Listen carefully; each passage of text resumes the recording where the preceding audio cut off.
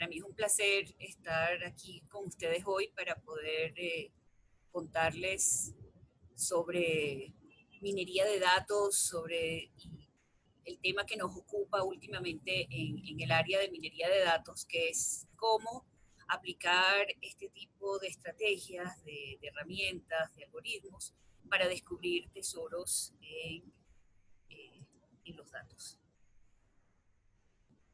Bueno, pero antes de comenzar, vamos a hablar un poco de nosotros, de Matrix. Matrix CPM Solution es una empresa que lleva más de 12 años desarrollando soluciones en inteligencia de negocios. Tiene oficinas en Venezuela, en México, en Colombia, más de 40 consultores especializados y certificados, eh, donde me ocupa a mí el área de ciencia de datos. Tenemos un grupo de científicos de datos desarrollando proyectos y también en un esquema de investigación continua. Aparte de lo que hacemos es mantener el equipo siempre trabajando, siempre descubriendo nuevas herramientas, nuevos algoritmos, nuevas tendencias en lo que se están haciendo. Matrix también tiene desarrollo en soluciones analíticas y la capacidad en soporte, en capacitación. Uno de los fuertes es todo lo que tiene que ver con transmisión de conocimiento, formación en las distintas herramientas que utilizamos y finalmente consultoría. Eh, Comenzando por herramientas de uso abierto, digamos, uso comunitario, la idea de Matrix CPM Solution siempre ha sido presentar soluciones que estén adecuadas a las necesidades de los clientes. Somos desde hace muchísimos años partners en Pentaho, que ahora es una herramienta digital Chivantara. Más recientemente hemos estado realizando proyectos en los cuales utilizamos la plataforma Hortonworks. Muchos de nuestros desarrollos y a demanda de los distintos requerimientos ocurren a nivel de la red, utilizando los servicios fundamentalmente de Amazon, pero existen otras alternativas. Utilizamos tecnologías de bases de datos columnares, como Vertica, que es uno de los pilares de muchas de las soluciones, y finalmente herramientas de visualización, por ejemplo, Tableau, que con una gran capacidad para resumir y sintetizar la información de manera visual, muy interesante. Entonces, ¿por qué Matrix resulta una opción? Bueno, primero porque estamos en la región, porque proponemos una combinación de habilitadores tecnológicos, porque miramos cada uno de los proyectos desde una manera personalizada, tratando de adecuar lo que ofrecen los distintos proveedores y las necesidades. Bueno, nuestras tarifas son competitivas por la calidad de los consultores, tanto en herramientas de BI como de Big Data. Vamos a poner esto por aquí, porque ofrecemos servicios que van desde la implantación de las herramientas hasta la capacitación con el uso de ellas. Bueno, vamos a hablar un poquito antes de comenzar con nuestro tema de minería de datos. Vamos a hablar del apoyo en los procesos analíticos de la empresa. Esta imagen, me imagino que todos en la audiencia la han visto de distintas formas a lo largo de los últimos años, porque representa un proceso de evolución en la analítica tradicional de datos, en el BI o BA de las empresas, que empieza desde el uso de reportes y tableros o de analítica descriptiva hasta la incorporación de herramientas cada vez más sofisticadas, que vamos a llamarlos desde empezar con tendencias y correlaciones hasta incluir herramientas de analítica predictiva y de analítica prescriptiva, y finalmente el uso de inteligencia artificial, fundamentalmente buscando optimizar todo lo que tiene que ver con la toma de decisiones utilizando información. Las soluciones de Big Data, aquí tenemos un tablero que sintetiza mucho de las distintas herramientas que se utilizan para las distintas soluciones y que va desde la integración de los datos, la creación de clusters lo suficientemente grandes, utilizando fundamentalmente la tecnología de Hortonworks para poder guardar esa información. Todo el proceso de integración y transformación de los cargas, integración y transformación de los datos, y finalmente el análisis analítico y su visualización con herramientas que pueden ser de Ventajo o que pueden ser de Tableau. Tenemos, bueno, esto lo podemos mirar rápidamente, hay distintas metodologías para el desarrollo de los proyectos, como Scrum, Extreme Programming y Rapid Prototyping.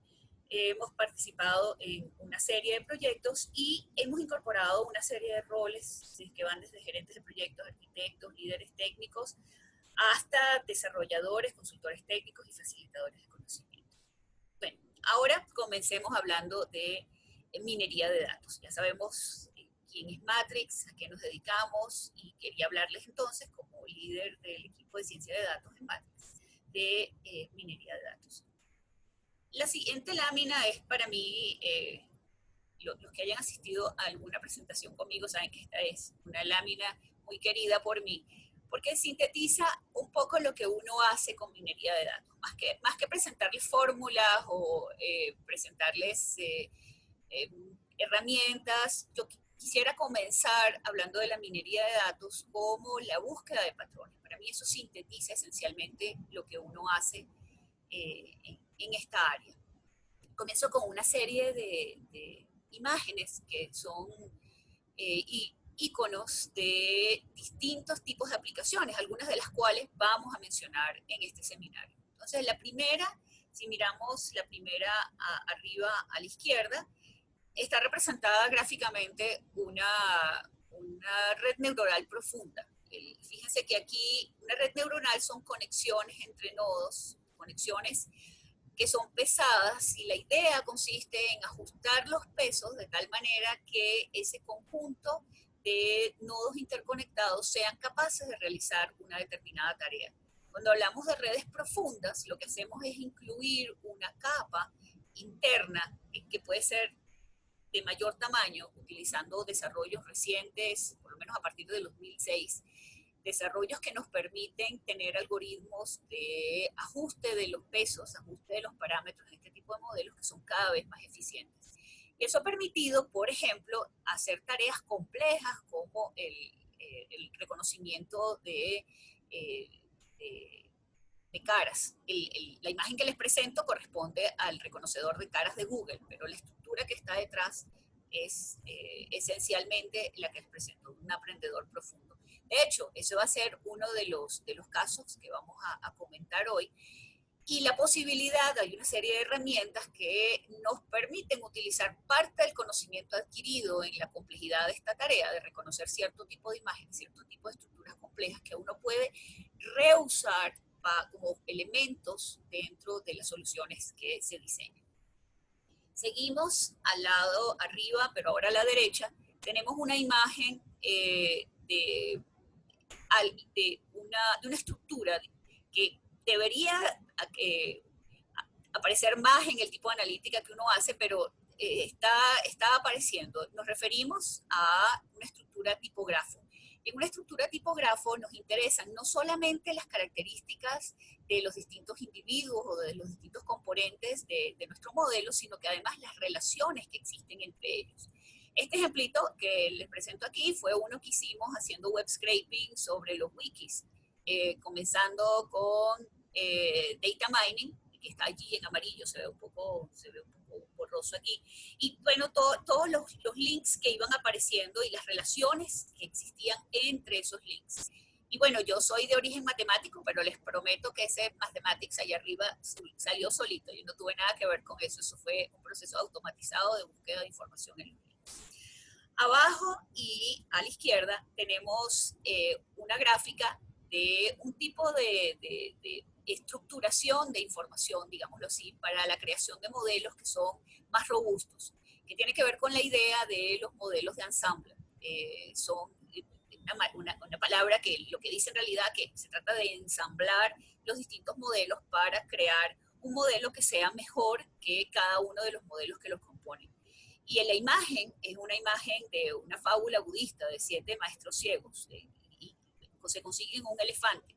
Y cada uno de ellos, en realidad hay un maestro que va interpretando la información, cada uno de ellos toca o tiene acceso a una parte de la información del elefante. Y entre esa información parcial, el maestro debe reconstruir lo que es el elefante. Y la última imagen que está abajo a la derecha corresponde a una imagen de una serie temporal. Y la incluyo aquí porque es exactamente uno de los ejemplos de lo que hacemos cuando buscamos patrones. Fíjense que nosotros podemos representar esta serie temporal como la suma de distintos tipos de componentes, y esos son esos distintos tipos de componentes los que estamos buscando para poder definir el todo, ¿no? Tenemos un componente que se va moviendo y que tiene un comportamiento regular, tenemos un comportamiento que nos habla del comportamiento global cuando pasa el tiempo, y luego tenemos un comportamiento que no es exactamente regular, que es lo que nosotros llamamos el ruido, la combinación de cada uno de esos componentes y los que nos dan la información que estamos buscando. Ahora, ¿cuáles son los problemas, o no sé si llamarlos problemas, pero los retos asociados a este tipo de búsqueda de patrones en la mayor parte de las soluciones que se solicitan hoy en día?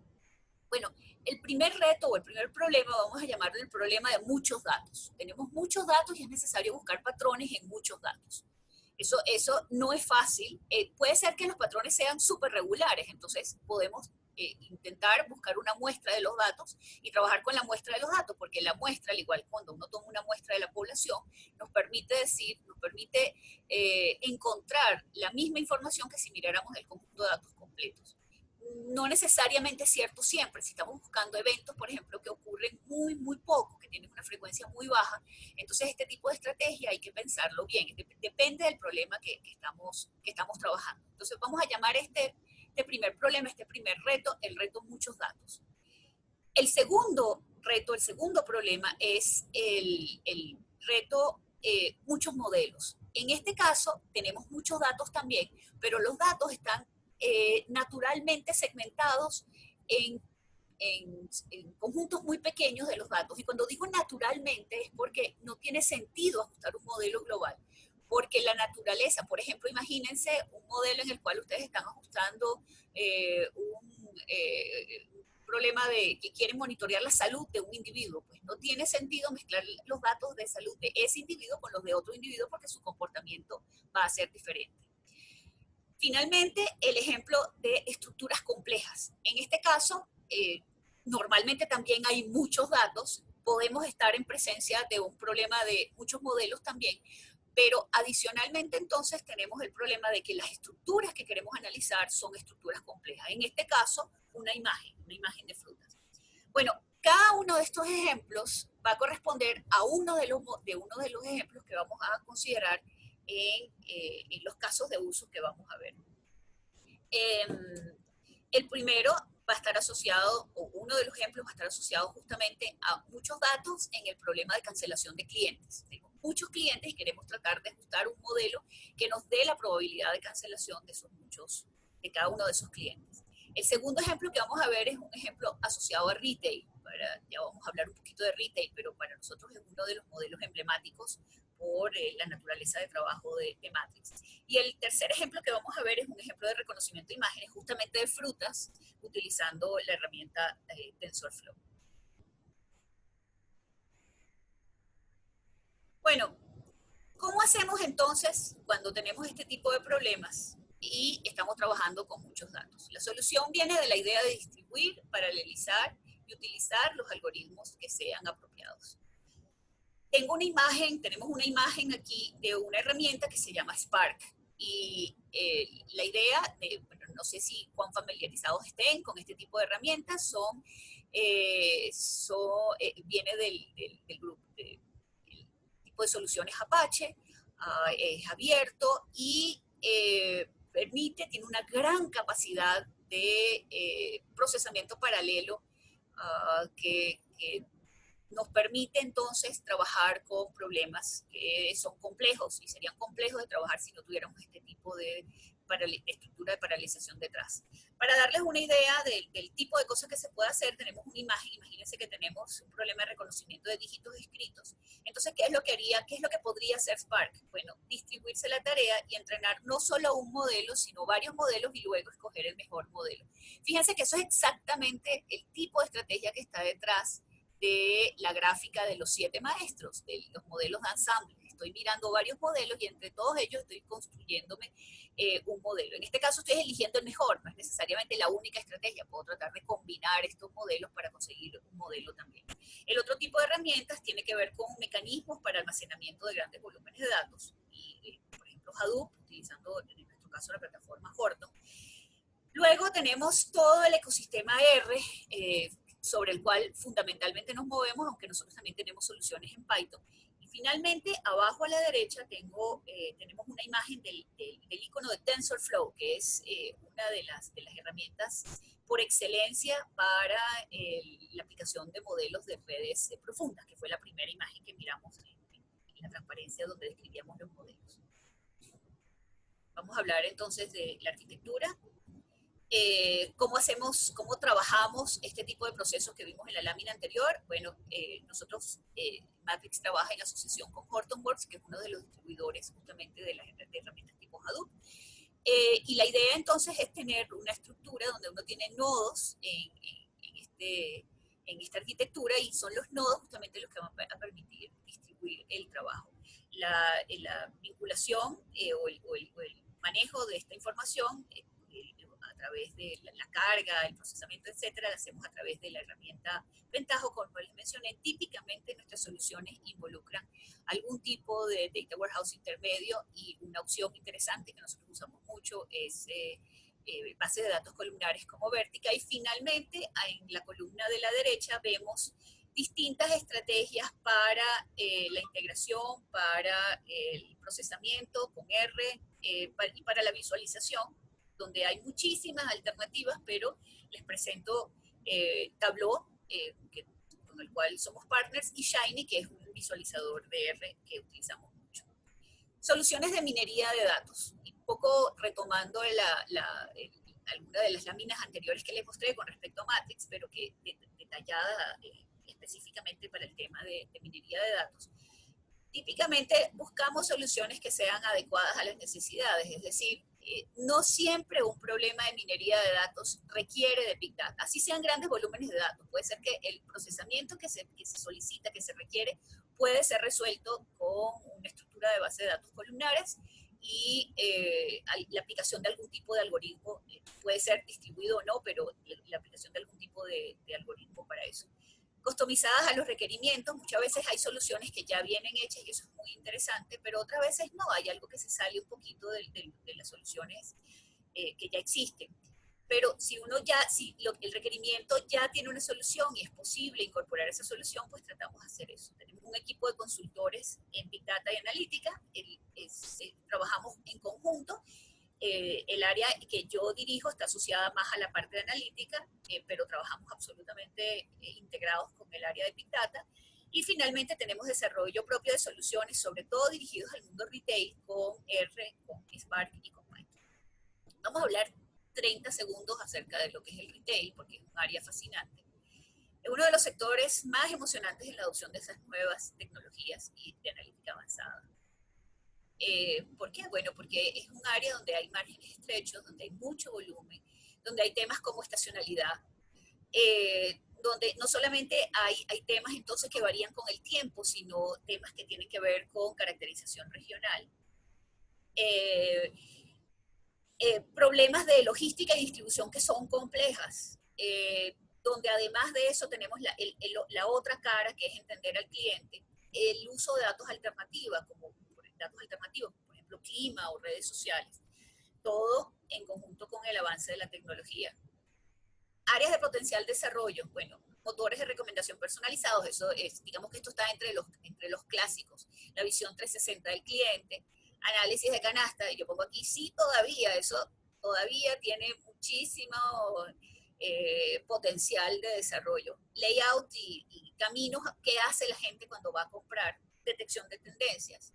Y luego vamos a mirar la otra cara de la moneda, digamos, que es donde yo creo que nosotros es donde hemos estado más involucrados, que es gerencia de inventarios, gerencia de delivery tracking, gerencia de distribuidores, nuevos productos que tienen que ver los empaques, las presentaciones, etcétera, cómo introducir información que nos viene del mundo de IoT, por ejemplo, con identificadores de productos, tagging, etcétera, y un tema que, bueno, todavía no está totalmente en el ambiente, pero que es súper, súper interesante, que es la idea de cómo utilizar toda esa tecnología para la economía circular. Finalmente, temas que tienen que ver con reabastecimiento, quiénes son los top productos, cuál es el análisis espacial y temporal. ¿Se acuerdan que ya les comenté que hay no solamente temporalidad en estos datos, sino análisis, correlaciones espaciales? ¿Quiénes son las top tiendas? Diseños de estrategias inteligentes usando analítica avanzada, por ejemplo, de reabastecimiento. Puntos top, que siempre deben estar reabastecidos con productos top. Uso de herramientas de predicción basado en datos de pasado. Uno de los ejemplos que les voy a mencionar, o el primer ejemplo que les voy a mencionar, es exactamente esto. ROI, la posibilidad de cálculo de pérdidas por no reabastecimiento, y finalmente, ya más hacia la analítica prescriptiva, diseño de prioridades para productos de menor venta. Bueno, entonces, entremos a los ejemplos. El primer ejemplo que les quiero comentar es el ejemplo de elasticidad. Entonces, esto fue un desarrollo que hicimos para un cliente que trabaja en el área de retail. Ha sido un desarrollo que involucra buena parte de las tecnologías que les he estado comentando, y me parece un buen punto para comenzar. Si nos vamos a la lámina que les mostré acerca de los retos y los problemas, esto entraría en la parte de muchos modelos, y entra en la parte de muchos modelos porque el problema es naturalmente un problema que se tiene que segmentar. Hemos hecho varios desarrollos, pero comencemos por uno de los problemas para el cual desarrollamos una solución, que es el de estimar elasticidad de precios para entender cómo una disminución en los precios puede aumentar la demanda. Entonces, aquí tenemos varias cosas incorporadas. El objetivo finalmente era encontrar precio de ganancia óptima. Atención, que cuando hablamos de precio de ganancia óptima no nos estamos refiriendo a un precio, sino que nos estamos refiriendo más bien a una estrategia de precios. Porque los precios están íntimamente ligados no solo a la naturaleza del producto, sino a la naturaleza de cada una de las tiendas donde se vende el producto. El modelo básico es un modelo hiper sencillo, es un modelo en el cual la demanda se modela. Bueno, aquí tengo una regresión lineal, uno también puede utilizar modelos de tipo logarítmico, eso depende de la relación que existe entre los datos. Y parte de lo que hace nuestra solución es que uno puede ajustar el tipo de regresión que quiere utilizar. La demanda es simplemente una regresión, ya sea lineal, ya sea logarítmica, de los precios. Entonces aquí tenemos los coeficientes beta y alfa, que son los que nos determinan esa relación. Por supuesto que uno de este modelo lo puede hacer más complejo, puede incluir datos exógenos, etcétera, pero aquí estamos en la presentación más sencilla del modelo. ¿Cuál es la complejidad entonces si el modelo es tan sencillo? Bueno, porque estamos hablando de millones de combinaciones de productos tiendas. ¿Y por qué tenemos que ir al nivel de combinaciones de productos tiendas? Bueno, tenemos que ir a ese nivel porque el precio al que se vende un determinado producto depende en buena medida de la población que está comprando ese producto, y eso depende en buena medida del tipo de tienda, depende si la tienda es muy grande, si la tienda es pequeña, dónde está ubicada, cuáles son las características, etc. Entonces, este problema, que es tan sencillo, terminó requiriendo de tecnologías más sofisticadas. Entonces, comenzamos por presentar el problema de regresión. Aquí tengo una visualización gráfica muy, muy sencilla de lo que es un problema de regresión.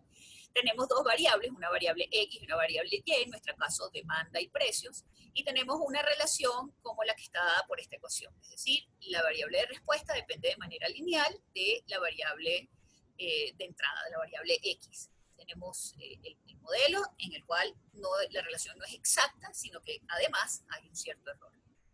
Típicamente la forma de elegir esos modelos es por mínimos cuadrados. Por supuesto que uno puede utilizar otros mecanismos para elegir la solución, pero la solución más popular es elegir quién es el alfa y quién es el beta que ajusta esta regresión lineal utilizando buscando que los errores sean lo más pequeños posibles. La arquitectura general de la solución, muy en sintonía con lo que les estaba mostrando antes, es una solución en la cual se incorporó sobre la nube. El desarrollo de esta propuesta es un desarrollo de tipo software as a service. Entonces, la plataforma, el data center que utilizamos es una plataforma sobre la nube, en la cual utilizando Pentaho, el integrador de Pentaho, extraemos los datos, las fuentes de datos donde están. En realidad es una fuente de datos, es una base de datos columnar Vertica. Procesamos con R y con RStudio, hacemos un proceso de visualización con Sparkly R para, como paso intermedio para la integración de la información que se está haciendo, y finalmente tenemos un esquema de visualización que incluye una solución con Tableau y tableros embedded, tableros que vienen de Shiny, que vienen de procesamiento con R, para incluir cierta información que es muy complejo incluir desde Tableau. Fíjense, aquí hay un detallito que no sé si está pequeñito, pero es el por 4. ¿Por qué? Porque en nuestra solución, trabajando sobre la nube, lo que nosotros hacemos en este proceso de extracción es utilizando justamente las herramientas de Pentaho, es una paralelización del trabajo que estamos, de la carga de los datos, porque ya se acuerdan que son millones y millones de modelos que tenemos que ajustar. Eso es lo que está haciendo este pedacito aquí en R. Carga los datos desde aquí, ajusta millones y millones de modelos y luego regresa para cada combinación de producto-tienda un modelo que volvemos a guardar dentro de Vertica para su posterior visualización. Bueno, aquí tenemos una pantalla asociada al proceso del PDI en Pentaho, que lo que hace entonces es extraer los datos y ejecutar el trabajo. Fíjense que aquí mantuve esta pantalla porque justamente lo que estamos haciendo es la paralización que les comenté antes. Luego esa información entra a R y utilizando la herramienta Sparkly permite paralelizar el cálculo de los modelos, porque tenemos un problema ahí de paralelización. Si esperamos en serie, es demasiado largo. Entonces, utilizamos la estrategia de paralelización con R para poder disminuir los tiempos del ajuste de los modelos. ¿Ok? Entonces, vamos a comenzar con, en este caso, bueno, ya saben todo lo que está detrás. Vamos a comenzar con una visualización en Tableau de los modelos que estamos ajustando para que se entienda un poco de lo que estamos hablando. Bueno, entonces, comenzamos. Fíjense, aquí tenemos un tablero en el cual estamos analizando la elasticidad, es decir, cuál es el efecto de modificar los precios sobre la demanda, sobre las ventas. Aquí tenemos cuál ha sido la evolución de los precios en función de las ventas en función de los precios. No voy a entrar en todos los detalles porque tenemos un problema de tiempo aquí, pero la herramienta permite de verdad entender cuál es el efecto de la disminución o el aumento de precios, cuál es el efecto de las promociones. Por ejemplo, aquí tenemos un precio muy bajo y una venta muy alta, ese es el efecto de una promoción. Los clientes que utilizan esta información les permite saber producto a producto qué es lo que está pasando. Producto a producto puede ser agregado o puede ser tienda por tienda, qué es lo que está pasando con su producto. Bueno, entonces aquí tenemos ajustado el modelo, menos 0.26 y tenemos 20.6, y aquí entonces tenemos una visualización, como les comentaba, embedded de Shiny, son los cálculos que está haciendo en R, embedded de Shiny dentro de esta estructura. Entonces voy a poner aquí menos 0.26 y voy a mirar ahora el valor de la constante que dijimos que era 20.6. Bueno, entonces ahorita me va a hacer una curva, me va a calcular la curva asociada a las ganancias. A ver, claro, un problema. Aquí tenemos la curva asociado a las ganancias y al máximo ingreso. Entonces, por ejemplo, me está diciendo, para este costo, su máxima ganancia ocurriría al precio de 64, su máximo ingreso ocurriría al precio de 39. Antes, en la parte roja su producto es rentable, en la parte roja su producto no es rentable y en la parte verde su producto sí es rentable. Bueno, esta información me la puede dar utilizando toda la información agregada o me la puede dar utilizando la información únicamente de una sola tienda. Aquí tenemos la idea, perdón, a ver, de la evolución de los, a ver si no quiero tomar demasiado tiempo con esto. Me equivoqué de pestaña. Disculpen. Aquí tenemos la idea de cómo es la evolución de la demanda, tenemos tenemos la información de manera georreferenciada y también la evolución en el tiempo. Aquí tenemos por detrás hay una aplicación de series temporales que no solamente se estima el modelo de elasticidad, sino que se estima el modelo de series temporales para cada una de esas combinaciones de productos con tienda. Bueno, entonces vamos a volver a nuestra presentación. Y este que les acabo de mencionar, entonces, es nuestro ejemplo de muchos modelos. El siguiente ejemplo, que este va a ser el ejemplo de muchos datos, va a ser un ejemplo de cancelación de clientes. Entonces, el problema es estimar la probabilidad de cancelación de clientes. Encontrar a clientes con mayor probabilidad de cancelación y entender cuáles son los factores. Aquí, a diferencia del modelo anterior, tenemos muchos datos variados. Queremos concluir, no hay una segmentación evidente, como en el caso anterior, que es por producto o tienda, sino que es necesario segmentar o clusterizar antes de poder ajustar los modelos. Para poder clusterizar con grandes volúmenes de datos, vamos a paralelizar con esto. Entonces, rápidamente, el problema de clasificación, o sea, lo que queremos hacer es estimar una probabilidad, y hay distintos modelos que nos permiten hacerlo. Por ejemplo, el modelo logístico, el modelo de árboles, ¿ok? Sino reglas que nos permiten entender cuándo un cliente cancela o no cancela. Por ejemplo, aquí entonces podemos tener los azules de un tipo y los rojos de otro. Y también podemos combinar árboles para conseguir modelos, como por ejemplo los bosques aleatorios. El modelo que nosotros vamos a usar es algo parecido a un bosque aleatorio que se llama un modelo de búsqueda. Para poder ajustar mejor este modelo, como les comenté, es necesario algún tipo de homogeneización de los clientes iniciales para poder mejorar la capacidad de ajuste. Entonces, la manera de hacerlo, hay distintas maneras de hacerlo, pero en este ejemplo que les voy a mostrar es utilizando un algoritmo de K-medias que lo que trata de hacer es minimizar las distancias entre los puntos. Está en la grafiquita poner los morados con los morados, los verdes con los verdes. ¿Cuál es la arquitectura de esta solución? Muy parecida a la anterior, también es una solución en la nube, es una solución que incluye Spark, RStudio con la conexión con Spark y R, y finalmente una visualización utilizando Shiny con Tableau. Bueno, entonces, ¿qué es lo que hace RStudio con Spark? A través de la herramienta Spark y R nos permite tener un modelo de clusterización y sobre ese modelo de clusterización, utilizando la información de cada uno de los clústeres, ajustamos un modelo que nos permite entender cómo se comporta, cuál es la probabilidad de cancelación. Entonces aquí tenemos, por ejemplo, que los azules que están aquí es nuestra predicción de cuáles van a mantenerse activos y los anaranjados de este otro lado es nuestra predicción que van a mantenerse cancelados. Nuevamente, por razones de tiempo, no les puedo mostrar todas las características de la solución, pero sí quería mostrarles un ejemplito de cómo esto funciona conectándose a un Spark para poder hacer la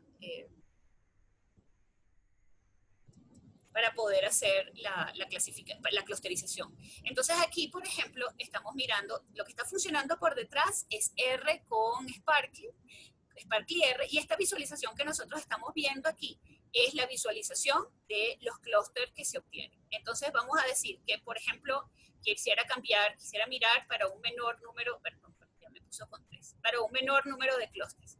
Aquí atrás estamos funcionando en tiempo real para hacer la clusterización de estos datos y la herramienta, como les comenté, que está haciendo esta clusterización, estamos trabajando en R, es la librería de Machine Learning que funciona con Spark y que se integra a la herramienta R utilizando utilizando se integra la herramienta R con Sparkly R. Bueno, entonces aquí miramos, esta es la visualización ahora, estamos rehaciendo la visualización utilizando los tres.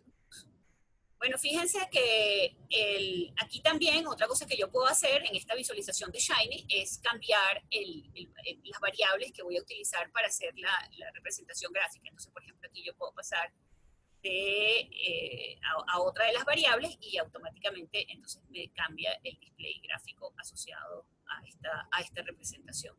Esto es simplemente un ejemplo para que, bueno, aquí entonces me cambió las variables con las que está representando y me cambió el número de clústeres. Se fijan que con 3 clústeres es un poco menos interesante que la información que había antes, por eso es que yo había comenzado la visualización con 5 clústeres y no con 3. Pero lo que me interesa de este ejemplo es la rapidez. Es lo que atrás estamos trabajando con un número importante de datos y está haciendo la clusterización en tiempo real utilizando la herramienta Sparkly. Bueno, vamos a volver entonces a nuestra presentación. Y pasamos entonces al último ejemplo que quería comentarles y que tiene que ver con complejidad de estructuras. En este caso, el ejemplo que montamos es un ejemplo de reconocimiento de imágenes. ¿Qué es lo que, el ejemplo que les voy a mostrar es un ejemplo clásico, son imágenes que están sobre la red, que pueden usar, están a libre disposición, pero lo que nosotros queremos hacer con este tipo de cosas tiene que ver con aplicaciones en layout y para aprovisionamiento, es decir, que se pueda automatizar el proceso de búsqueda de información por parte, por ejemplo, de promotores sobre cómo es el display de un cierto producto. Ahora, la clasificación de imágenes es un problema complejo por la estructura que es subyacente. Para poder hacer esto de manera eficiente, entonces vamos a utilizar herramientas de aprendizaje profundo utilizando una herramienta que tiene una interfaz con R que se llama TensorFlow. Entonces, ¿qué es lo que hace el aprendizaje profundo, el deep learning? Fundamentalmente permite el aprendizaje de manera autodirigida. Es un mecanismo que a través de sus capas sucesivas, un poco como se presume a partir de los descubrimientos recientes sobre la naturaleza del cerebro, que es como hacemos nosotros el proceso de pensamiento. Es decir, nosotros miramos un problema complejo y lo reducimos a pedazos más sencillos que podemos manejar y a partir de esa primera capa de información nosotros vamos estructurando cada vez información más compleja. Para hacer esto con imágenes incluimos otra característica importante que es la idea de utilizar la estructura natural que tienen ciertos problemas. Por ejemplo, las imágenes. Una imagen la podemos reducir a un vector y puede dar resultados razonables, pero es mucho más interesante en una imagen utilizar la estructura natural que tiene esa imagen. Y lo que hacen estos, o cómo se incorpora esa información de estructura, es a través de algoritmos que llamamos las redes neuronales convolucionales, que permiten utilizar filtros que van mirando pedacitos y que van tomando la estructura de digamos, esa propiedad de vecindad que tenemos en una estructura como una imagen y utiliza esa información para poder producir el modelo de clasificación. Bueno, eso es esencialmente lo que nosotros estamos haciendo aquí, solo que lo estamos aplicando a un modelo de reconocimiento de imágenes de frutos. Entonces, el ejemplo que les voy a mostrar, este ejemplo que estamos desarrollando, aquí lo estamos viendo en la red, ¿ok? Aquí, por ejemplo, me clasificó esta imagen que fue la imagen inicial, ¿no? Que yo les mostré. Aquí me clasificó esta imagen de las manzanas, me está diciendo que es una manzana Granny Smith con 0.64% de probabilidad. También le da una probabilidad de 0.3 de que sea un limón.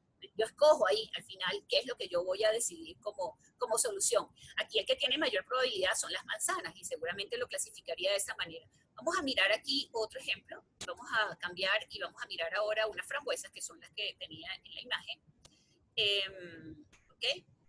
Vamos a correr este modelo. Hay que dejar que calcule los valores. Bien. Aquí me está generando lo que necesito para la gráfica. Ok, me está buscando el texto a partir de los nombres de las imágenes que tienen mayor probabilidad y entonces aquí me va a producir mi clasificador de la imagen que le acabo de presentar. Que al principio era la imagen de las manzanas, pero aquí me está dando la imagen de las frambuesas. Bueno, el pobre se equivocó, ¿no? No lo clasificó como frambuesas, sino como fresas, pero digamos que es un error comprensible, visto que le quitamos los tallitos. Entonces, se ven como fresas sin tallitos, podemos creernos eso. Y esta fue la imagen que yo les presenté aquí. Lo que me interesaba fundamentalmente era no solamente ver cómo funcionaba el algoritmo, sino que esto que estamos haciendo lo estamos haciendo en tiempo real. Estamos trabajando con un desarrollo en la nube. Esto, yo me estoy conectando al R a través de un R server y esa solución que desarrollamos es una solución que por detrás tiene a TensorFlow y que está trabajando sobre el clúster de datos para hacer esta clasificación. Para hacerlo, parte de la solución fue, como les comenté, incorporar pedazos de la estructura que ya funcionan. O sea, uno puede, ya hay cierto proceso avanzado y entonces uno incorpora esas soluciones como parte de, pues ya están entrenados, que uno incorpora esto como parte del el modelo final que va a permitir la clasificación, en este caso aplicado a las frutas. Bueno, con eso entonces termino. Creo que podemos abrir entonces una sesión de preguntas. No sé si aquí vamos a mirar las preguntas que puedan haber. Termino con nuestras coordenadas, con las coordenadas de Matrix. Si están interesados en mirar algunas soluciones para problemas específicos que puedan tener.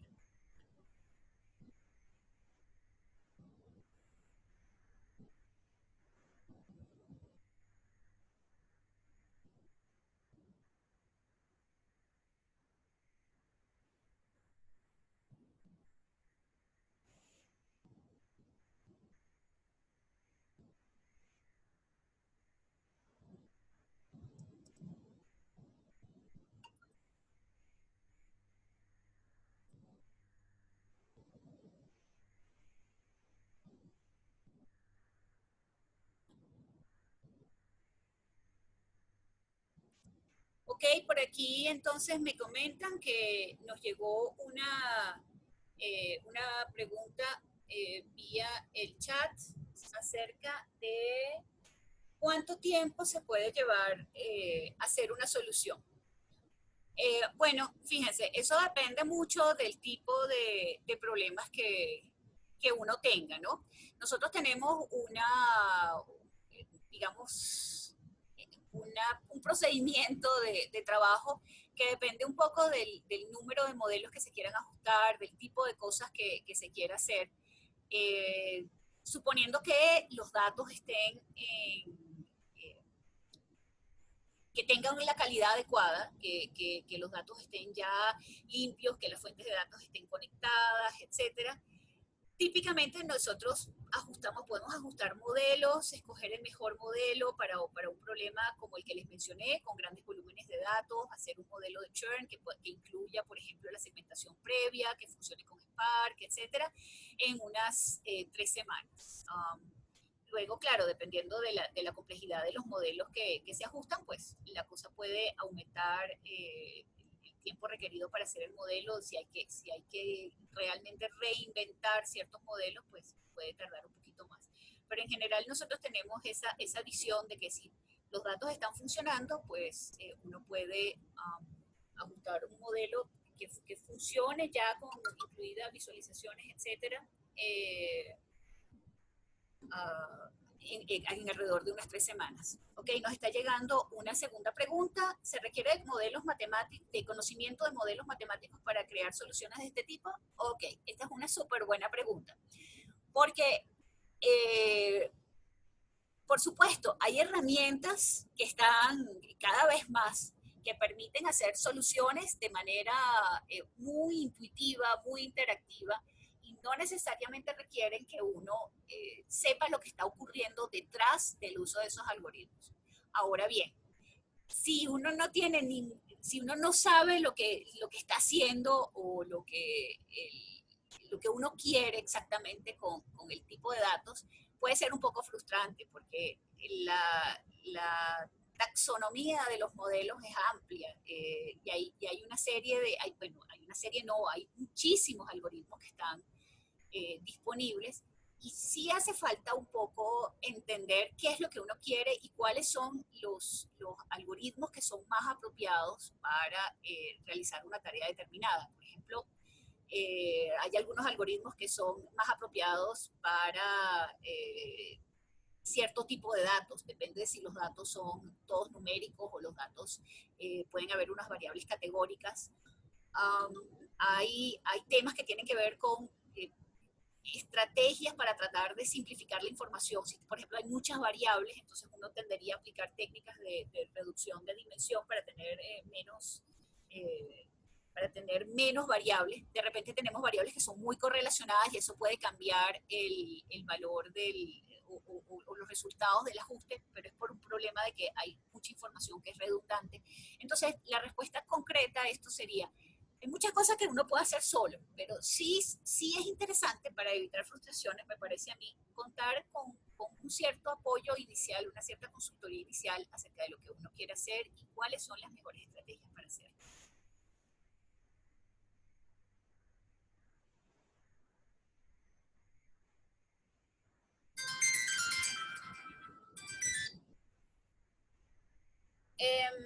Una tercera pregunta, estoy relacionada con el área de redes sociales y marketing digital. ¿Cómo puede ayudarme este tipo de herramientas en el manejo de nuestras métricas?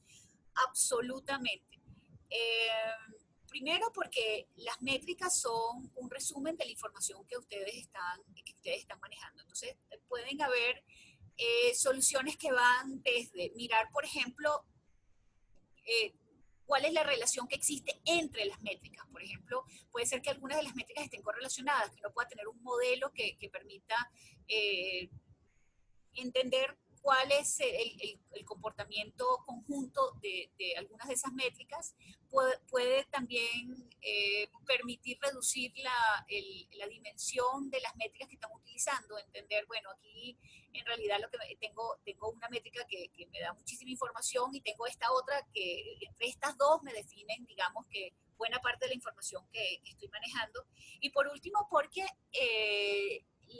de repente a partir de lo que se quiere hacer y de la información con la que se cuenta, se pueden diseñar o se pueden buscar otro tipo de estrategias, sacar otro tipo de información que de pronto no lo están viendo ahorita con las métricas que están manejando. Hay muchísimos casos de éxito con la incorporación de analítica, de minería de datos para todo lo que tiene que ver con marketing digital.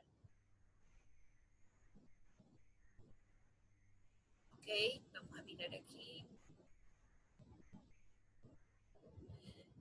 Eh, ok, fíjense que quisiera, un poco relacionado con las preguntas que he estado respondiendo, me parece interesante agregar que una de los fuertes de nosotros es todo el tema que tiene que ver, todo el tema de capacitación. Y entonces yo les comentaba sobre la consultoría y como para hacer que las cosas fluyan de la manera más eficiente posible. Y también es importante agregar que si uno tiene un team interno, ya tiene un grupo de gente que está trabajando y que tiene cierta experiencia, la capacitación en estas áreas es muy sencilla, la verdad, y vale la pena porque va a lograr que el grupo sea más eficiente. Quería también comentarles que en noviembre vamos a tener otro webinar asociado a algo que tocamos en esta presentación, pero que no fue realmente el punto central, que es el tema de visualización. Entonces vamos a tener un webinar que se llama Visual Analytics y ese lo va a dictar mi colega Leonardo Astudillo y va a ser en noviembre. No sé exactamente la fecha, pero hay que estar pendiente, vamos a hacer difusión sobre las redes sociales para que estén pendientes de eso. Ok, ¿cuáles serían las principales herramientas para la minería de datos? Eso depende absolutamente del problema problema y del volumen de los datos. Hay herramientas que son abiertas, que requieren un poquitico de ayuda al principio. Si el volumen de los datos no es muy grande, hay muchísimas cosas que se pueden hacer aquí. Luego hay herramientas que son más, bueno, que ya son soluciones que vienen hechas, que uno también puede considerar. Claro, las soluciones que ya vienen hechas por lo general tienen un cierto costo asociado. Y quisiera también remarcar lo siguiente, un proyecto hoy en día, un proyecto de minería de datos no es simplemente hacer el modelo, porque incluye todo lo que tiene que ver con preprocesamiento de la información, con integración de la información, con el ajuste de los modelos, pero luego con la puesta en producción de los modelos.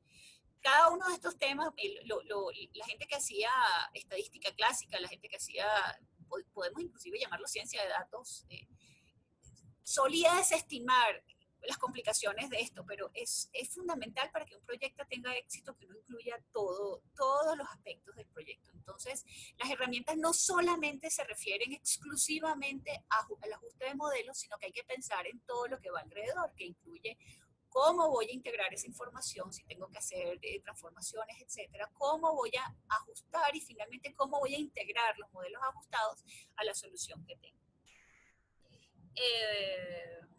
A ver, eh, ¿cómo se organiza el equipo de datos? Bueno, nosotros tenemos un equipo que, como yo mencioné, tiene especialistas en Big Data, que son los que nos apoyan con todo lo que es la plataforma, si va a haber un clúster Hadoop, si cómo va a estar, cuáles van a ser las herramientas que vamos a utilizar, si va a estar Spark, etcétera.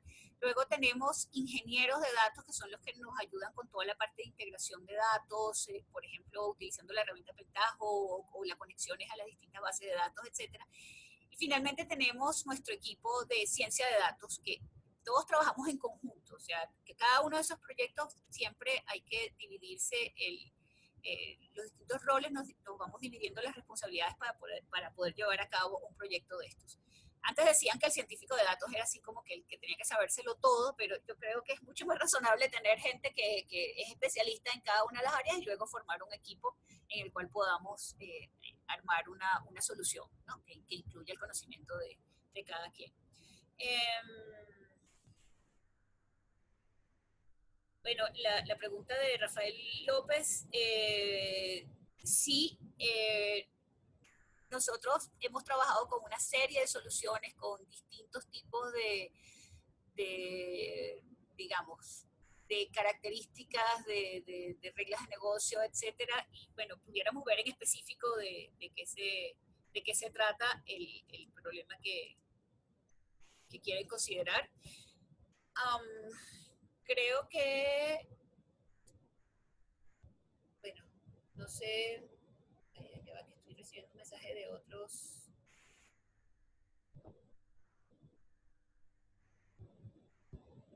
Ok, ¿cómo construir modelos y algoritmos que no dependen del ciclo de vida de muchas de las aplicaciones que se encuentran en el mercado de Big Data? Esa pregunta también es súper interesante. Por eso les comentaba sobre la importancia de una cierta asesoría previa.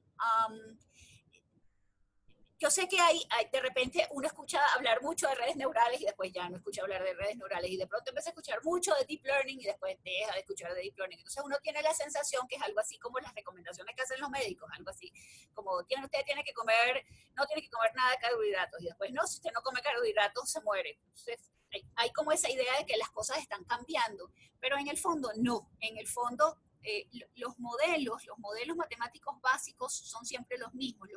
Lo que cambia es, por ejemplo, la potencia la efectividad de poner en práctica un determinado algoritmo. Pero hay que entender que cuando, por ejemplo, en un modelo de clasificación yo quiero ajustar un modelo que me diga, si yo le doy un dato, que me diga si es de tipo 1 o si es de tipo 2, si va a ser un cliente que cancela, si va a ser un cliente que no cancela. El problema va a seguir inmutable, eso no va a cambiar, no hay un ciclo de vida asociado a ese problema.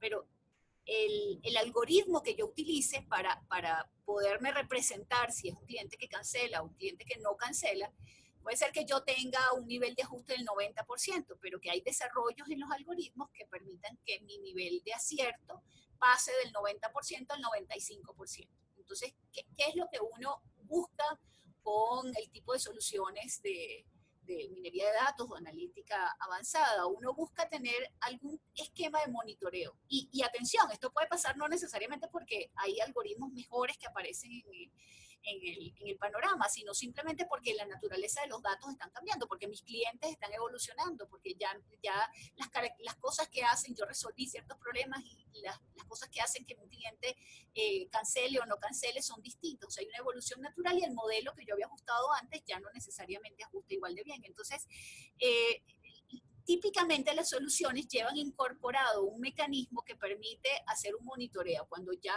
el modelo que uno ajustó está dejando de ser lo suficientemente predictivo, entonces uno puede reajustar el mismo modelo o reajustar un modelo diferente. Puede ser que del mismo conjunto de modelos inicial o que uno quiere incluir algún tipo de nuevo modelo, algún tipo de nuevo algoritmo que de pronto aparece. Pero en general el problema no hay un ciclo de vida para el problema. Lo que hay es la posibilidad de que el modelo se desactualice por la naturaleza de los datos.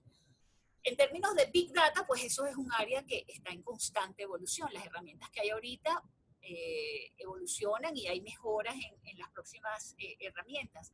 Hace algunos años, la herramienta que se utilizaba, que estaba asociada con Hadoop, era MapReduce. Spark mejoró notablemente la manera como se asignan las tareas, cómo se distribuyen las tareas de manera automática. Todo esto es transparente al usuario y logró mejores tiempos. Y seguramente van a venir otras herramientas que incluyen estas nuevas mejoras. Por ejemplo, en la distribución que nosotros utilizamos de Hadoop, que es Hortonworks, este tipo de actualizaciones se van haciendo de manera permanente. O sea, si aparecen mejoras que permiten reducir tiempo, pues eso se incluye dentro de las distribuciones de Hadoop. Bueno, creo que estamos un poco sobre... Ok, ¿tenemos capacitación online? No, no tenemos capacitación online, dictamos cursos. Hay unos cursos que están diseñados y esos cursos que están diseñados se pueden dictar vía remota.